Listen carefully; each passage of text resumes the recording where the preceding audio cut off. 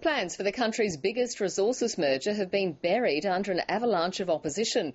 BHP Billiton and Rio Tinto have formally declared their $120 billion iron ore deal terminated. The mining giants blamed international regulators who feared the merged company would end up controlling global steel prices. Here's finance correspondent Philip Lasker. It was a multi-billion-dollar deal with few supporters, opposed by steelmakers from Beijing to Berlin.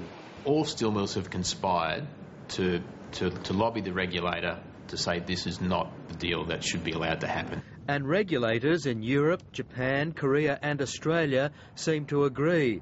Rio Tinto's boardroom leak suggesting the death of the deal was followed by a statement today saying some regulators would require substantial remedies that would be unacceptable to both parties. Others have indicated they would be likely to prohibit the transaction outright. BHP Billiton said both companies have now reluctantly agreed to terminate the agreement. Investors suggest the reluctance isn't evenly shared. I think probably in reality BHP had more to gain than Rio Tinto in this particular joint venture. BHP's share price reflected that, falling more than twice what Rio's did in percentage terms. But both companies have a fallback, a deal with the West Australian government which allows a degree of cooperation along commercial lines, on transport and the blending of iron ore. It would make a lot of sense, for example, for BHP to be able to access some of Rio's railway lines and ports, and also vice versa.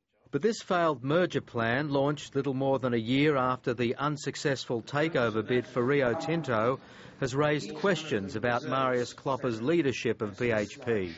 Both of them were almost impossible to get across the line, in my view. So Marius Kloppers will be hoping BHP's bid for the world's biggest fertiliser company, Potash, will get over the line.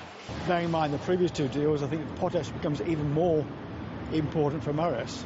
The $39 billion hostile bid is entering its final stages.